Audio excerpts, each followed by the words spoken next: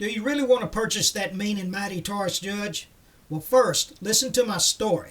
This photo shown that you're looking at is the 45 LC 410 Magnum, which is capable of shooting 45 long coats, and the 3-inch 410 Magnum shot shell. Weighing in at a hefty 48 ounces, you can purchase it with a 6.5-inch barrel, and the overall length is about 12.5 inches. It's dual action, single action, made in Brazil. That's right, Brazil. I'm not saying that's a bad thing, because Brazil does make some good units. Because it was made in Brazil, this is where the issue lies, or so-called. That's what Taurus is saying. Like a lot of people, I had to get my hands on this Judge because I thought it was a monster. And yes, it's a decent gun, okay? How it stacks up against the Smith & Wesson, I don't know. I hadn't fired that. But back to my story. I purchased this Judge June the 9th, 2022. And after several months of shooting it, I realized an issue. I had a chipped firing pin, and I noticed that there's a pretty good chunk out of it. So I contacted customer service with Taurus. Now, my revolver came with a limited lifetime warranty. And when I called customer service, I was pleased that it was covered under warranty and they would get to it. So I shipped it to Bainbridge, Georgia. That's where all repairs are done. I want to add, too, that when you call customer service, they expect to be on the phone anywhere from 25 to 35 minutes. That's a given, and just depends on how busy they are. It could be longer than that. But when you do get an agent on the phone, they're going to tell you that it takes anywhere from 4 to 8 weeks for repairs. Okay, that's another thing they're going to tell you, and they are told to tell you that. Okay, so here we are with the dates. You remember I told you June the 9th, 2022, I had purchased my Judge. Okay, on January the 5th, 2023, I sent it in for repairs. So a few days later, I did a follow-up call just to see how things were going, and found that my revolver was signed for on January the 9th. Okay, so Taurus had my gun January the 9th in the shop. So I waited patiently. Then came January the 25th, so I decided to call again. I talked to an agent. She told me that the parts was on order. I said that no one even gave me a courtesy call to let me know that there's going to be a delay in my repairs. And then she said, well, the parts is coming out of Brazil. I said, well, do you have an ETA on that? No, sir, we don't. So, here we go, back to square one. I said, I'd like to speak to your supervisor, please.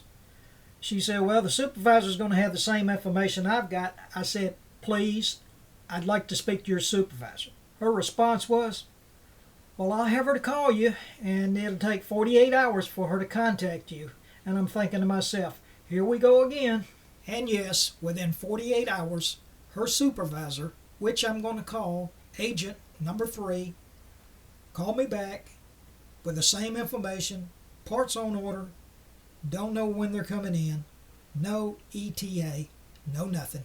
Well, I continued to wait. Then March the 28th rolls around. I still haven't heard anything, nothing. By this time, I'm not feeling real good about the choice I made about purchasing a Judge. So, March 28th, I called.